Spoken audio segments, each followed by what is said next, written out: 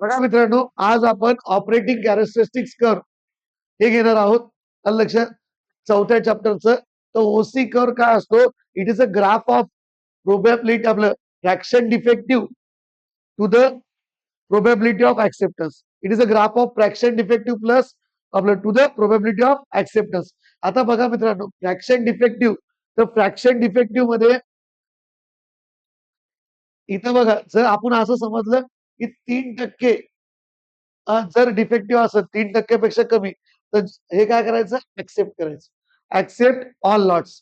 आणि 3% पेक्षा जास्त डिफेक्टिव्ह असेल तर ऍक्सेप्ट नाही करायचं. तर मग इकडे बघा, all lots about 3% defective with आपलं defective are with probability of acceptance of 0, otherwise 100%. बघा, जर 3%च्या वर जर 3%च्या वर जर डिफेक्टिव्ह असेल तर प्रोबॅबिलिटी ऑफ ऍक्सेप्टन्स किती आहे? 0. प्रोबॅबिलिटी ऑफ ऍक्सेप्टन्स किती आहे? 0. आणि 3%पेक्षा जर कमी डिफेक्टिव्ह असेल तर प्रोबॅबिलिटी ऑफ ऍक्सेप्टन्स किती आहे? 100%. हे झालं तुमचं थिअरॉटिकल. हा, बाकी तुम्हाला काही वाचायचं गरज नाही. नंतर हा नंतर आता ऍक्च्युअल. आता ऍक्च्युअल मध्ये काय? Actual OC curve. बघा मित्रांनो, ऍक्च्युअल ओसी कर्व मध्ये पॉइंट पी जो असतो, हे पण ग्राफ कशाचा आहे? Percentage defective upon to the probability of acceptance. Percentage defective to the probability of acceptance. Point P काय काय दाखवतो? पॉइंट पी काय दाखवतो? Point P indicates the defective are 100%. 100% defective and probability of acceptance is 0%. हा जो point असतो, इथं 100% defective असतो. हा ग्राफ पाठ करायचा आहे. आणि इथं प्रोबॅबिलिटी ऑफ ऍक्सेप्टन्स किती असतं? 0%. म्हणजे इथे तुम्ही काहीच ऍक्सेप्ट नाही करत. इथं फक्त काय असतं? इथं 100% डिफेक्टिव्ह असते, म्हणजे तुम्ही काही ऍक्सेप्ट नाही करत. म्हणून प्रोबॅबिलिटी ऑफ ऍक्सेप्टन्स किती आहे? 0. आणि क्यू, पॉइंट क्यू काय दाखवतो? तुम्हाला फिगर काढायची, प्रत्येक पॉइंट काय दाखवतो हे लिहावं लागतं. क्यू काय दाखवतो? इथं प्रोबॅबिलिटी ऑफ ऍक्सेप्टन्स 100% आणि डिफेक्टिव्ह पर्सेंट किती आहे? 0. इथं 0 डिफेक्टिव्ह आहे ना, म्हणजे जर खराब नसलं तर तुम्ही पूर्ण ऍक्सेप्ट करता. आणि जर 100 आपलं खराब असलं तर तुम्ही काय करता? पूर्ण रिजेक्ट करता. समजलं? म्हणजे इथं 0% प्रोबॅबिलिटी ऑफ ऍक्सेप्टन्स आणि इथं 100% probability of acceptance point Q वर. आलं लक्षात? नंतर नंतर AQL ऍक्सेप्टेबल क्वालिटी लेवल. बघा, AQL acceptable quality level. It indicates maximum number of defective that consumer accept. म्हणजे या लेवल पर्यंत जर डिफेक्ट असतो 1-2%, 3%, जसं आता मागच्या फिगर मध्ये बघितलं, या लेवल पर्यंत जर डिफेक्टिव्ह असेल AQL पर्यंत, तर तेवढ्या लेवल पर्यंत कंझ्युमर ऍक्सेप्ट करू शकतो. तेवढ्या लेवल पर्यंत कंझ्युमर काय करतो?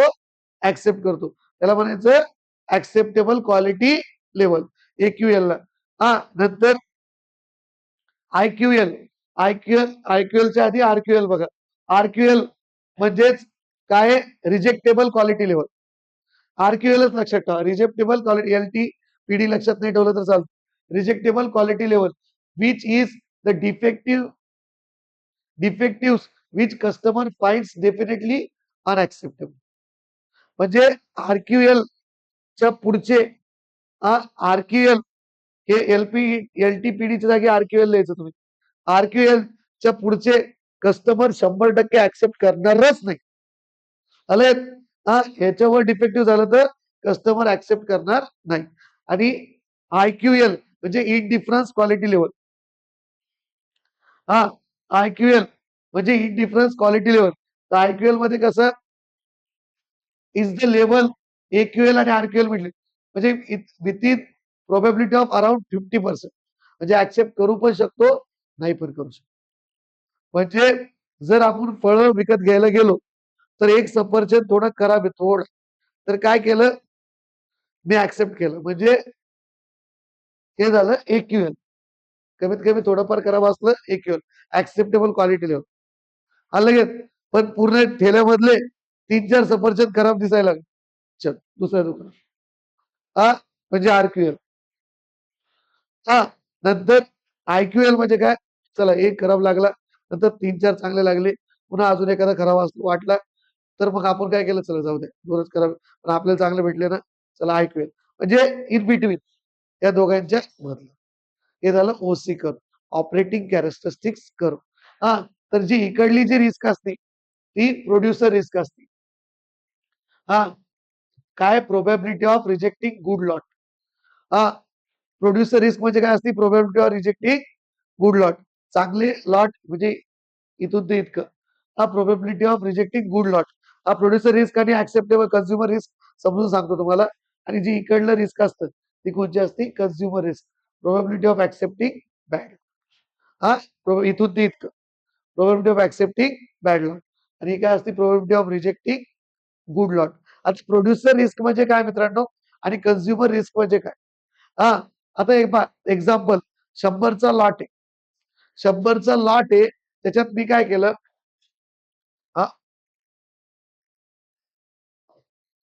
100चा लॉट आहे, त्याच्यात मी काय केलं, 5 सॅम्पल घेतले आणि ऍक्सेप्टन्स लेवल ठेवली 3. ऍक्सेप्टन्स लेवल किती ठेवली, ऍक्सेप्टन्स नंबर किती ठेवला, 3. तर काय झालं, 3 पेक्षा जास्त डिफेक्टिव्ह आले, 4 डिफेक्टिव्ह आले. मग मी काय केलं, हा पूर्ण लॉट फेकून दिला, हा पूर्ण लॉट बाजूला टाकला. याच्यात नुकसान कुणाचं आहे मित्रांनो, बनवणाऱ्याच, म्हणजे प्रोड्युसर रिस्क. त्यांनी खूप मेहनतीने, खूप इमानदार प्रोड्युसर येतो, त्यांनी खूप मेहनतीने, खूप कष्टाने एकदम करेक्ट बनवायचं, पण नशिबाने त्याच्या पहिले 2-3 खराब निघले, 3-4 खराब निघले, ऍक्सेप्टन्स लेवल पेक्षा एक जास्त खराब निघला. हा, तर त्याला पूर्ण लॉट फेकून द्यावा लागेल. म्हणजे कुणाची रिस्क झाली, प्रोड्युसरची रिस्क. अलग कुणाची रिस्क झाली, प्रोड्युसरची रिस्क. त्याच्यात त्या 100 मध्ये बाकीचे तर चांगले असू शकते ना, कारण त्यांनी पूर्ण मन लावून ठेवलं.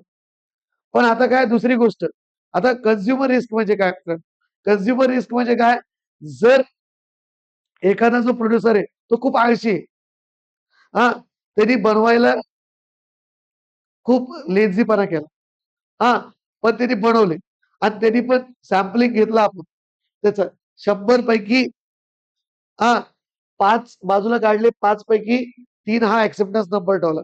तर काय झालं, आपलं त्या 5 पैकी आपण जे 5 बाजूला काढले, त्या 5 पैकी जे 2 आहे, 2च खराब निघले, 2च डिफेक्टिव्ह निघले. म्हणजे आपण पूर्ण लॉट ऍक्सेप्ट करायला 100.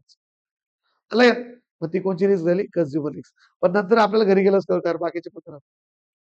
अलग ती कोणची रिस्क झाली, कन्झ्युमर रिस्क. म्हणजे कसं असतं, एखाद्या ठेल्यावर हा एकदम भारी भारीचे ते आपल्याला सफरचंदच्या फोडी देते, 2 काय खाऊन पहा, हे करा, हा कलर एकदम चांगल्या चांगल्या पहिले 2-3 फोडी चांगल्या लागतात, मग आपण पटकन घरी घेऊन येतो, घरी आलाच कळतं खराब आहे. ती झाली कन्झ्युमर रिस्क. म्हणजे पहिले 2-3 2च खराब, पण आपण पूर्ण लॉट ऍक्सेप्ट केला, त्या लॉट मध्ये बाकीचे खराब निघू शकते ना, मग ते झाली कोणची रिस्क झाली, कन्झ्युमर रिस्क. हे झालं प्रोड्युसर रिस्क, कन्झ्युमर रिस्क आणि ऑपरेटिंग कर्व. धन्यवाद मित्रांनो.